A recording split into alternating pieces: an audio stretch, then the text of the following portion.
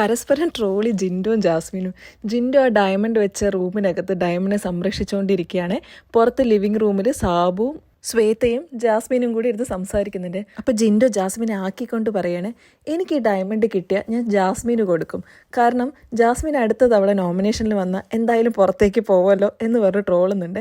അപ്പോൾ അതിന് തിരിച്ച് ജാസ്മിൻ, അയ്യോ ജിൻഡോക്ക് ഈ ഡയമണ്ടിൻ്റെ ആവശ്യമൊന്നുമില്ല, ജിൻഡോ നോമിനേഷനിൽ വന്നാലും രക്ഷപ്പെടുന്നറിയാം. അപ്പോൾ ജിൻഡോ ഇതൊന്നും എടുക്കില്ല, ജിൻഡോ നന്നായി സംരക്ഷിച്ചോളും.